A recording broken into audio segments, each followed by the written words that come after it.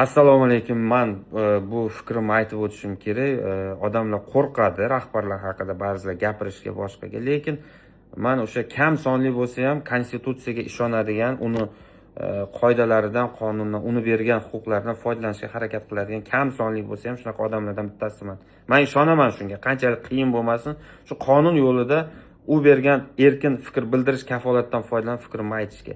Demak, bugun Toshkent shahrida bo'layotgan holatlar, bu yoqda ekologiya dushmanlik, daraxtlar kestirish siyosati, bu yoqda elektr zaryadlash stansiyalarini har xil bahona bilan tirnoq tagidan kirqidirib uzdirib tashlash siyosati, bu yoqda do'kon bekatlarida xususiy mulk qonuniy bo'lsa ham shunga qaramasdan turib noqonuniylarga boshqa gap, qonuniy bo'lganlarini ham sud qarorisiz konstitutsiyaga zid ravishda buzib tashlanayotganligi shunchaki Toshkentda hozirgi Toshkentni boshqarayotgan hokimi va uni jamoasi eng yomon hokim va eng yomon jamoa bo'lib tarixda qolayotganligini anglatadi.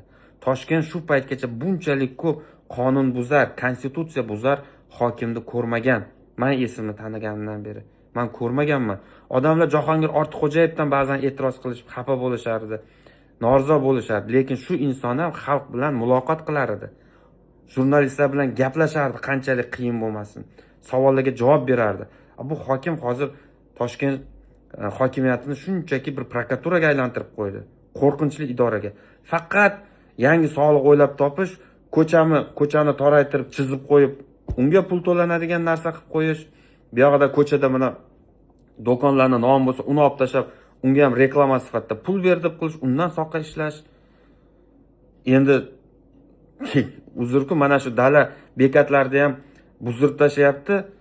Mayli, noqonuniylarni-ku buzish kerakdir, lekin u ham sud qarori asosida buzish kerak. Xususiy mulk kafolatlangan konstitutsiya asosida. Bu hokimiyat unga ham qarayotgani yo'q. Eng yomoni odamlarda ishonchni yo'qotyapsizlar. Ommaviy ravishda tashlab qochishni boshlaydi investor ham. Mana kecha zaryadlash stansiyalarini buzayotganda shunga pul tutgan angliyalik investor bor ekan, uchib keldi. Gaplashdim. Qo'rqyapti. Nahotki O'zbekiston shunaqa qonunsiz nimaga aylanib boryaptimi? U ham shokda. Nima qilyapsizlar sizlar?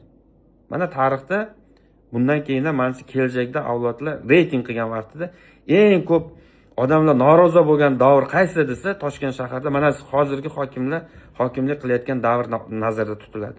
Bu meni fikrim. Juda yomon hokimlik qilyapsizlar.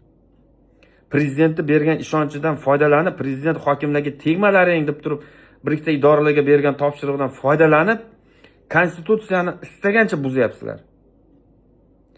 Konstitutsiyani ishlashga kafolat bergan shaxs bu prezident bo'ladi. Siz prezidentni obro'sizlantirish bilan shug'ullanyapsizlar bir vaqtda o'zida. Qarang.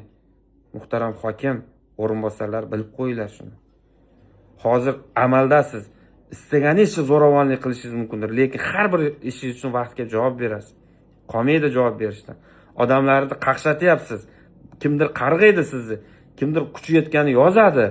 Boshqa iloji yo'q odamlarda, chunki unaqa zo'r emas bizda xalq. Lekin shuni qaysi bittasi uradi sizlarga aytib qo'yay. Urib ketadi. Bunchalik qonunsizlik bo'lmagan Toshkentda, ya'ni qonun buzarlik hokimiyat tomonidan bo'lmagan. Baraka topib buzdirar ekansiz joyda. Marhamat, kompensatsiya ber, amaldagi qonunlarga rioya qilinglar sizlar ham.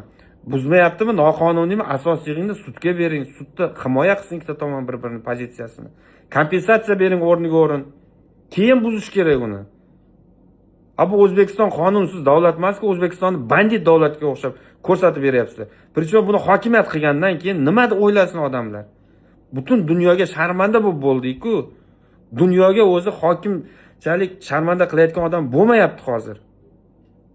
O'zbekiston qonunsiz davlat degan shunaqa tushuncha olib kelyapsizlar. Bunchalik emasdi.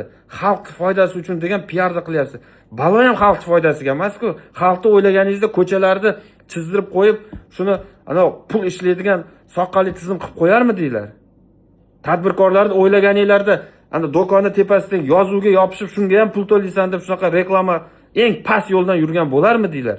Agar ras shunday bo'lsa, o'zingizni Toshkent shahar hokimiyati degan so'z uchida mana to'lang bo'lmasam soliq reklama deb. Shunchalik bo'ladimi? Faqat yangi yoki qurilish sohasida ham yangi soliq, yangi majburiyatlar qo'yib tashladinglar. Alal oqibat xalq qiynalyapti, odamlar qiynalyapti. Nimaga? Chunki ular to'laydi eng yakunida. U tadbirkor boshqa siz qo'ygan nagruzkani ustiga mindirib qo'yaveradi tannarxga. Xalq uni to'lovini to'laydi. Tushunyapsizmi? Bunchalik qilmang endi. Siz xalqni qonunga, konstitutsiyaga, davlatga ishonchini yo'qotyapsizlar. Qonunga qaytinglar sizlar ham. Xudo bizga o'zi bor-ku, qonunga amal qiladigan rahbarlar kerak ekan. Muhtaram yosh kattalar, otalarimiz, momolar bormi? Iltimos duo qilganda shunday so'raylar. Bizga konstitutsiyaga, qonunga rioya qiladigan, odamlarga rahm qiladigan rahbar ber. Berahm, konstitutsiya buzar, qonun buzar rahbarlardan asra unaqa kelib qolmasin deb duo qilinglar. Bizda teskarisi bo'layapti. Qonun buzar insonlar rahbar bo'layapti. Xalqdan qonunga rioya qilishni talab qiladi, lekin o'zi amal qilmaydi. Mana bugungi ana shu Toshkent shahar hokimi va uni jamoasini yuzi. Boshqa ta'rif yo'q sizlarga. O'zbekistonning Toshkentning tarixidagi eng yomon hokimlik qilgan anaqa nom bilan qolasizlar tarixda. Bunchalik bo'lmaydi-da. Ana ilgari ko'p tanqid qilgan o'sha Jahongir Ortiqxo'jayev ham Covid vaqtida ko'rganman, maqtash emas, lekin Covid vaqtida biz ko'rgan birikta qilgan ishlari bor edi u kishini. Odamlar e'tiroz qilsa ham, tadbirkorlikdan chiqqan boshqa. O'sha tadbirkorlikdan topgan pulini odamlarga ishlatar edi kerak joylarda. Ko'rganmiz, Covid center vaqtida katta Covid markazlar qurib tashlagan, o'zining eski firmalari nomidan. Hozirgi hokimni unday qildi deyilmayapti. Shunchaki qonunga rioya qiling. Buzasizmi, qurasizmi, qonunga asosan qiling siz ham. Xalq ko'rib turibdi sizni noqonuniy qilayotgan ishlaringizni. Bu zo'rlik bilan qancha vaqtgacha qo'rqitasizlar?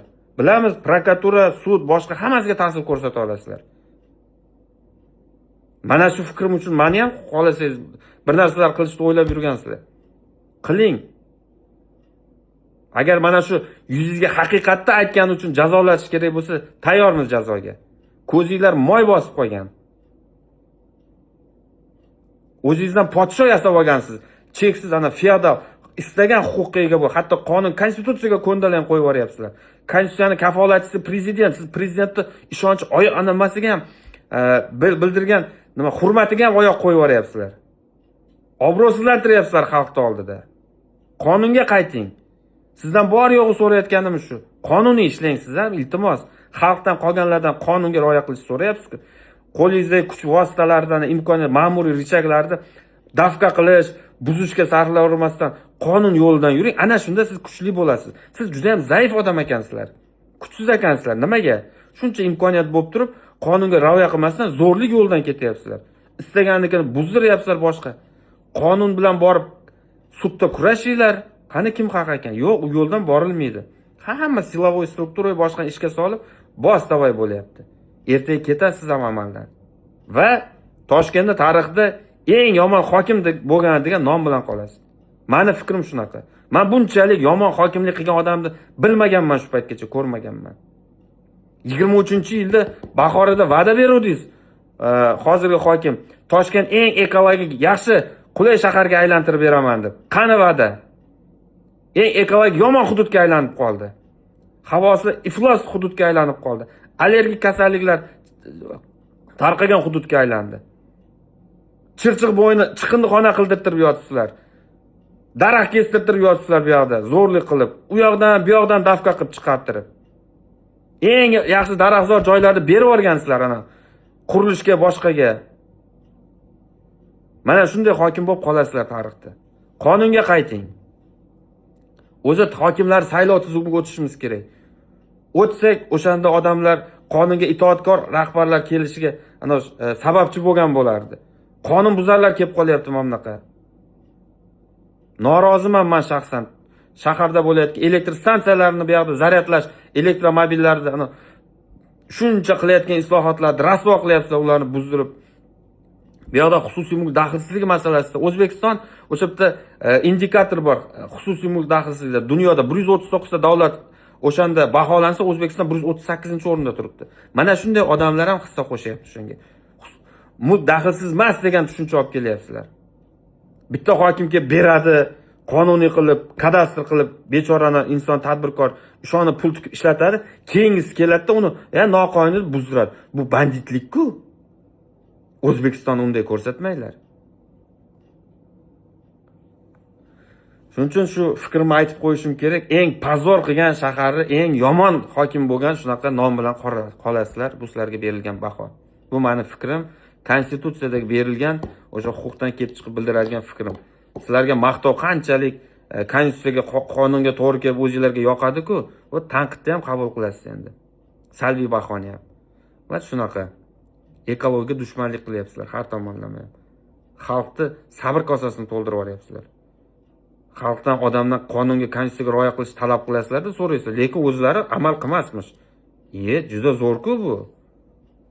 Unaqada davlatga ishonch qoladimi odamlarda?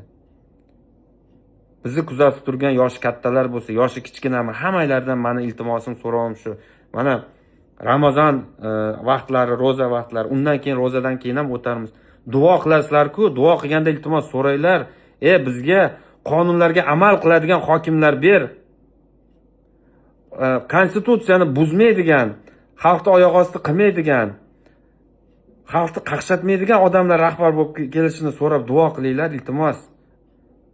Eng birinchisi qonunga amal qiladigan, qonunga bo'ysunadigan, prezidentning farmonlariga bo'ysunadigan odamlar rahbar bo'lib kelishini so'raylar duoylarda, iltimos.